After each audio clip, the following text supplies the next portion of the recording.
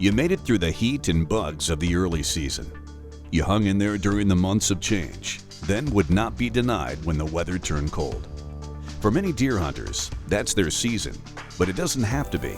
By the time February rolls around, you might think all your deer hunting opportunities are over. You might want to think again. In fact, there are some deer that make it through the season that probably should not. There are some deer that just need to be taken out of the herd mix. This is Deer and Deer Hunting TV.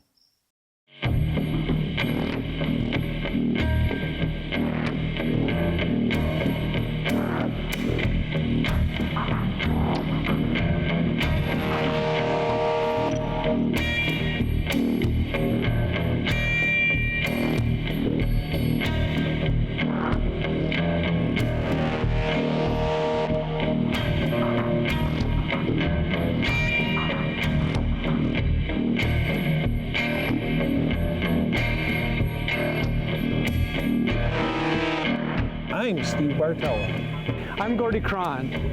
I'm Mark Kaiser.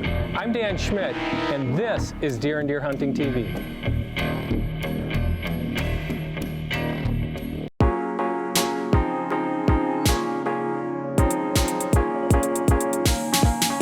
There are a lot of new GPS studies out there on whitetail travel patterns. One of the things that is showing up more and more is that whitetails, regardless of the situation, are moving about the same day after day. If the weather's bad, they still move, they just move in a little different way or mannerism. Now that changes for the rut. Of course, there's an uptick in travel once the rutting starts. And there's one other thing some of these studies are showing, some of this research, is that as a buck gets older, he travels a little bit less and he becomes more of a homebody. Now, I equate that to like a senior citizen or even myself. The older I get, the less I want to travel. I stay a little closer to home. I still keep tabs on everything that's going on, but I'm not as apt to wander out and about. And that's something for you to consider when you're hunting a home territory of an older buck. When you're managing any property, no matter where you're at, really helpful information is the social pressure that deer have on the landscape. You know, we know that a mature buck's home range gets small, or core range gets smaller as he gets older.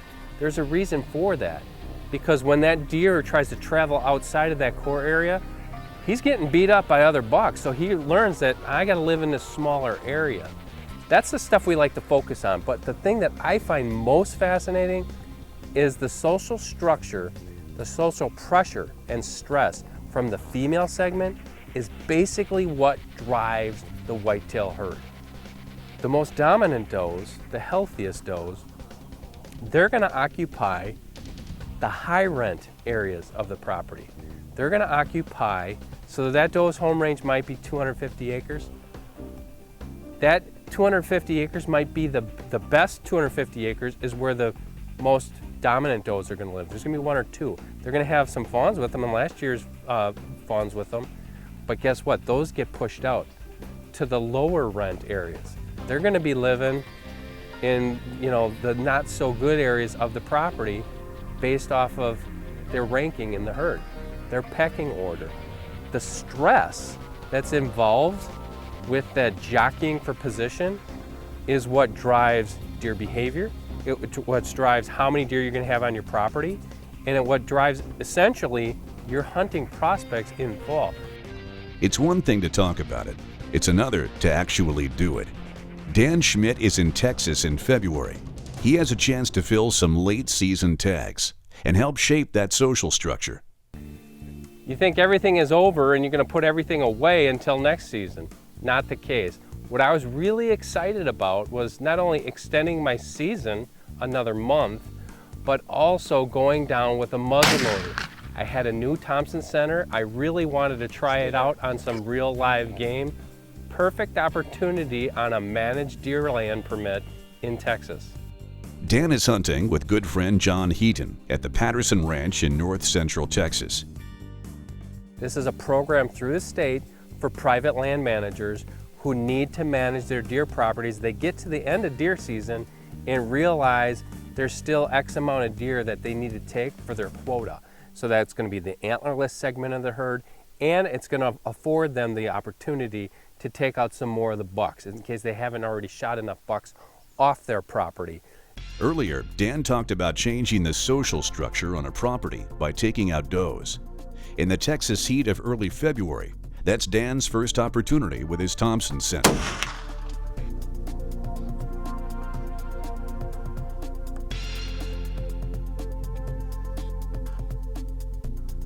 It never gets old. It never gets old. I love this so much.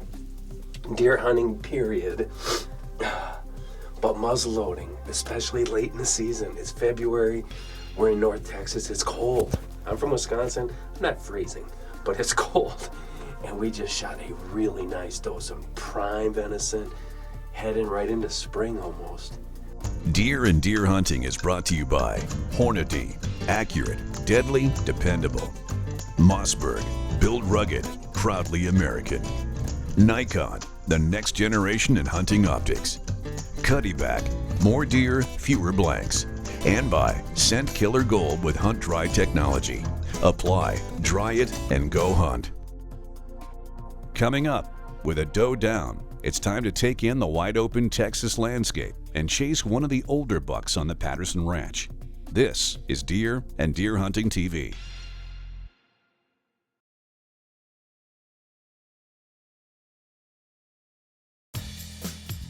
For many deer hunters, the chance to target an older, mature buck on your property or land you're familiar with can be a lifetime accomplishment. But it's also a huge task. That buck didn't get to be mature by making mistakes.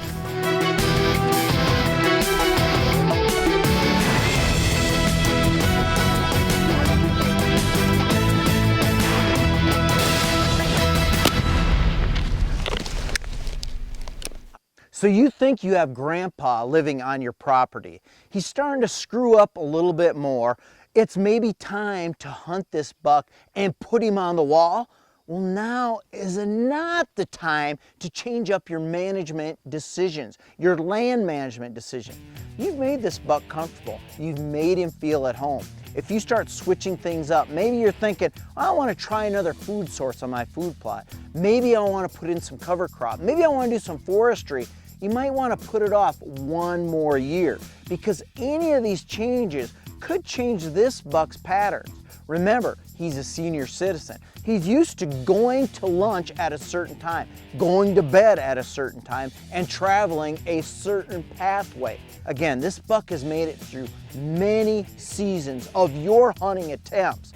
He's gotten by you so far. If you change up, make a big change on a property, it could mean a big change in his lifestyle.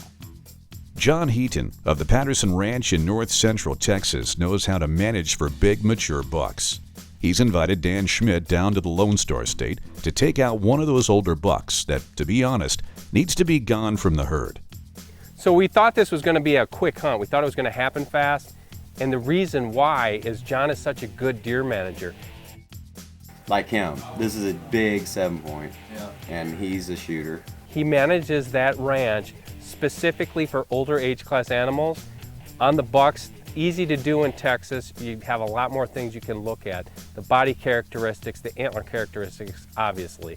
But he can get those deer in front of trail cameras and track them throughout the years. Dan has already filled a doe tag and now gets to take in the deer show that is north central Texas. We're sitting in John's office. He fires up his computer and he starts showing us photos.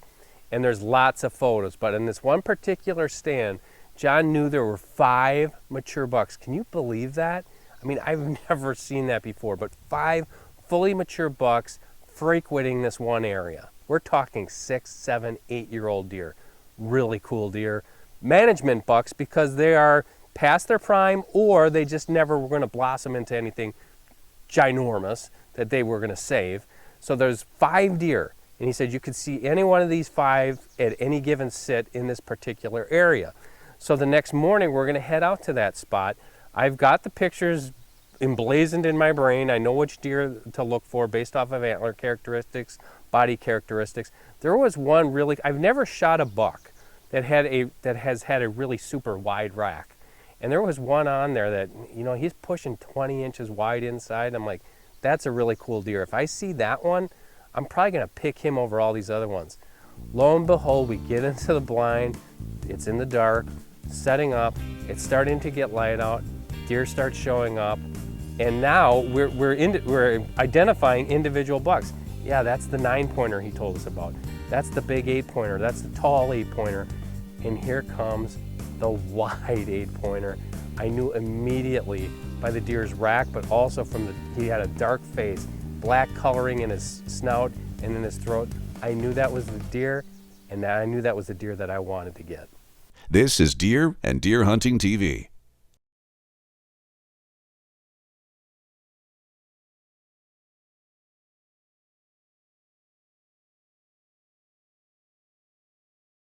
If you have a chance to hunt an older mature buck, you're probably hunting a deer that's seen a lot over the years. With that, you're going to have to outsmart that buck, and that may mean more than just using your head. You can't be lax. You still have to remain as invisible as possible. You need to really watch the conditions and never go into a hunting area if any of the slightest problems might come up, like a wrong wind or shifting winds maybe halfway through your sit. And don't get too over rambunctious about those trail cameras. Again, if he hints that there's too much activity there, he may withdraw and not move quite as much as he appeared to be during your preseason scouting. Dan Schmidt is at the Patterson Ranch in north central Texas. He's been asked to take out one of the older bucks on the property by outfitter John Heaton.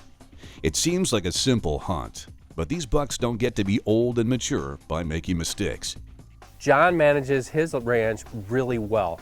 He has a specific number of does they need to take out every year and a specific number of bucks, but not just going after those big bucks, mostly going after what like I said, the management bucks, the older age class deer. And what they find is when they get some of those deer into the older age classes, the 6s, the 7s, the 8s, and even beyond that. Now you get beyond 8, those deer are being taken out just because they're getting too old. Some of those, you know, younger mature bucks, the 6, 7, and 8-year-olds, they're being taken out based off of, you know, individual traits. Is that buck a bully? And is he keeping some of those younger deer out of some of the prime areas? That's the things that you got to consider when managing a property. So on this hunt, you get to see that kind of senior level management, kind of graduate level management at play, which is really interesting because it really helps you understand sex ratios in deer herds and then management objectives as to what deer you need to take out to make that one fully rounded landscape for the whitetails. So anytime any deer shows up, I get excited, and we have deer in front of us pretty much from the start. We have some does, we have some younger deer, we have some smaller bucks, and some of these adult bucks. They're just right there in front of us, right in the cattle row, moving around. There's a food plot there. Yeah, there was a little bit of feed on the ground as well. Now, don't get me wrong, you know, hunting in Texas, especially in areas that have supplemental feed, you're gonna see a lot of deer. You're gonna get a lot of deer close to you. But these deer, these are free-range deer. They're wild deer, they're skittish. They don't stand human intrusions. If they smell you, they're gone. If they see you, they're gone. If they hear you, they're gone. Well, this buck heard something, snaps his head up, and I knew I had better move fast if I wanted to get a shot at him. I always get excited. I'll never apologize for that. My heart is hammering, I'm shaking, my voice is quivering. I get the Thompson Center out the window, get the crosshairs on that buck quickly, and what's really amazing is I could actually hear that bullet impact the second I pulled the trigger.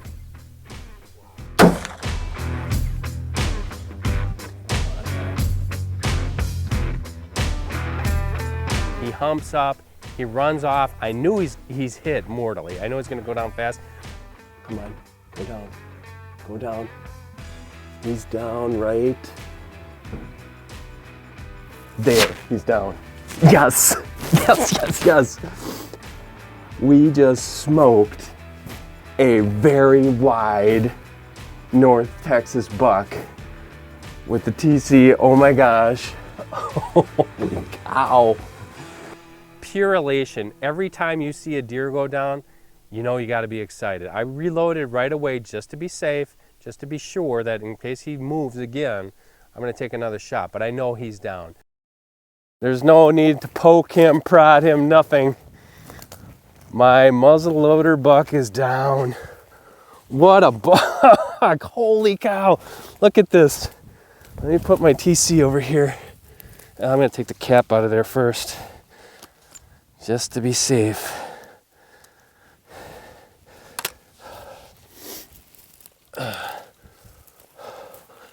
Man, that SST Hornady bullet really did it to him. Oh my gosh, is he nice? Look at that. What a dandy. That's one of the widest bucks I've ever shot. He's just a beautiful North Texas wide buck. So how often does that happen, you know, really? I mean, never, right? I mean, a lot of times we go out there saying, yeah, I want to get that particular buck. Well, you might never see him. For me, it was so awesome. It all came together, but it all came together really fast. Not only did we get to pick out the deer we wanted to shoot the night before, like I said, that never happens. We got to see him the next day, and I got to put my crosshairs on him and pull the trigger. It just was a really enjoyable hunt, and it all happened in February. Coming up next, this is not your father's muzzleloader. But first, Steve Bartilla and Grow 'em Big. This is Deer and Deer Hunting TV.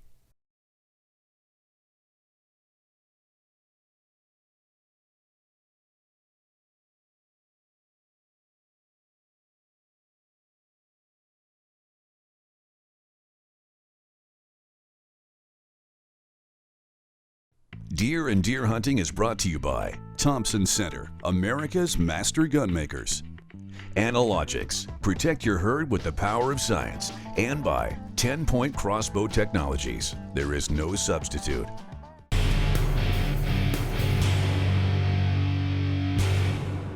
You know what? Before you ever head out in the woods to try to improve your habitat, you need to have a plan. Do we want to concentrate these deer, or do we want to try to spread them out? There's advantages to both approaches. The advantage in how you do it, frankly, is through food. You create that one major food source in the center of the property, the best food in the entire area, and you know what? The deer are going to flock to it. Now, or you can go ahead and create two food sources and split them up 50-50, 4 sources. Try to divide them into quarters. The advantage to the single prime main food source is that, you know what, it's a heck of a lot easier to guess where Mr. Big's going to be feeding today. All right, but now there's disadvantages to that as well. Social pressure goes through the roof. You know, those bucks during the majority of hunting season do not like being around each other. So let's say you have an 80-acre parcel and you've got that one main food source. You know what? Odds are you're not going to have 2 dominant bucks on that property. Why? If you've got 2 truly dominant bucks, they are going to beat the snot out of each other until one of them shifts their core area away, or frankly gets killed. The other disadvantage to having that one main food source is you don't have as many different options. You tend not to have as many different wind options. You tend not to have as many stand options. If you hunt that food source, you're going to blow the darn thing out. You take that 80 now, and let's say we put 4 food sources on there.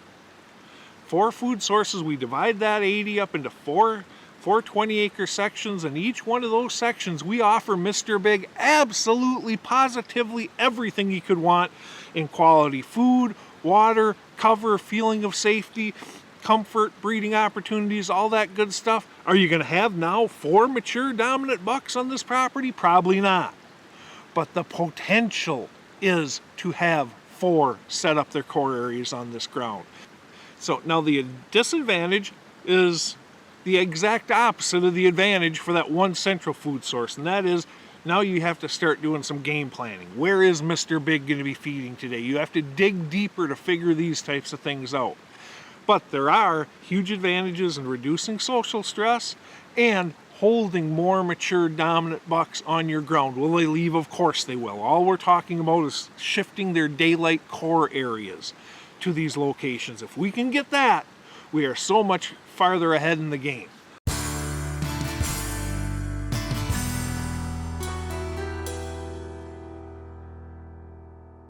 Hey, you know, for nearly 50 years, Thompson Center has been at the top of muzzleloader innovation. I'm here with Danielle from Thompson Center. She's going to tell us about the new Strike. So this is the Thompson Center Strike. This is our newest addition to our muzzleloader family. It's a great, innovative muzzleloader. It's a little bit different from a lot of the muzzleloaders that you're going to see out there, and I'm going to show you why, but it's got a lot of great features to it. So this rifle comes with an armor-nite finish, which is a quenching process which makes it extremely durable inside and outside of the rifle. Comes with your ramrod already on the rifle. Comes with scope bases on the rifle as well, but we also include sights in the box, and it's drilled and tapped for those sights because in some states you can't actually scope a muzzleloader, so we want to make sure it's convenient to the consumers that actually can't scope a rifle and have to use sights in their state. It does come with an adjustable trigger on here. It's a stealth trigger and it's set at about 3 pounds in the factory. It's a nice, crisp, awesome trigger on this.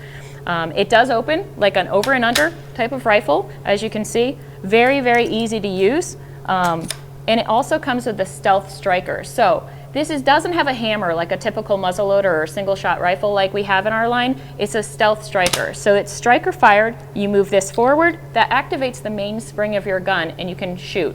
If for some reason that target, like a deer that goes by and you can't get that shot off, to unactivate that, all you have to do is push the button and it deactivates the mainspring of the gun and it's all set. Be sure to check out deer and deer hunting online and on Facebook.